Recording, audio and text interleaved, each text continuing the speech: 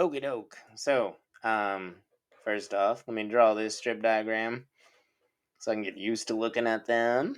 I think I can split this one up because it's an even amount. Hooray! I did it. Hooray me. Yay me. All right, so we have the whole A, and then we know that there are how many groups? 1, 2, 3, 4 groups. All right, so this looks to me like 4 groups of B equals A. Remember, that's the same exact thing as me saying 4 times B equals A. All right, so this is one place to start, right?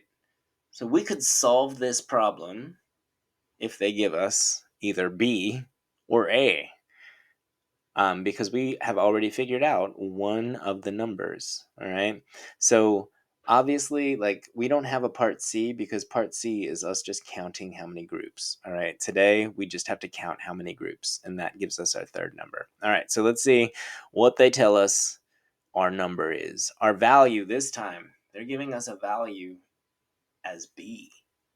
So this time we do not know A.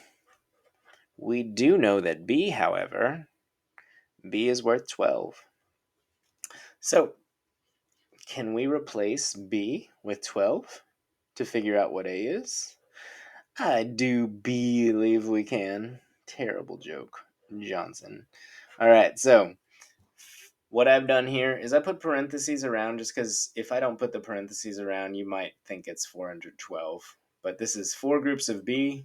B is 12. So 4 groups of 12 is, remember, if you're multiplying, you can do it many ways. 4 times 2 is 8. 4 times 1 is 4. You could also do like 10 times 4 plus 2 times 4. 10 plus 4. 10 plus 4 is 40. 2 times 4. 2 times 4 is 8. 40 plus 8 is 48.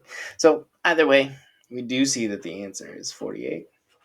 So now we know that A is equal to 48. If B is equal to 12, A is equal to 48 because 12 times 4 equals 48. Dun dun dun, dun dun dun. I think we have one more to look at. Let's check it out.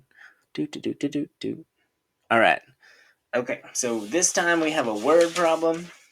We're going to try and draw a picture of this word problem. All right, so representing situations. Let's use Ruby, so we're going to start off by reading it. Trisha's hosting a bake sale at school for first, second, and third grade students. She has baked 600 baked goods for the sale. First, second, and third grade each brought in the same amount. Write an equation that represents G, the number of baked goods each grade brought. Oh my gosh, that's a lot of information. Let's read it again. Trisha is hosting a bake sale at school for first, second, and third grade students. I don't know if that's that important. She has 600 baked goods for the sale. That sounds important. First, second, and third grade each brought in the same amount. That sounds important. Write an equation that represents G, the number of baked goods each grade brought. All right, so let's check this out. Let's underline terribly what our question that we have to answer is. Write an equation that represents G, the number of baked goods each grade brought. So it's not even asking for the answer for G. They're asking for the equation. All right. So after that, let's bracket some important information. She baked 600 baked goods. Good job, Trisha. That's a lot of baked goods. First, second, and third grade each brought the same amount. So 3 groups each brought the same amount. Brought in the same amount. Okay. And then finally, we need to figure out how much they all brought.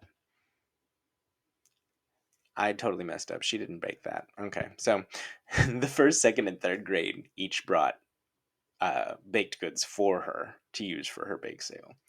Okay, I was about to say Trisha spent some time baking. All right, so first thing to do is we need to make a strip diagram. So I want you to try to make a strip diagram for this situation and come back and check your work on the next video.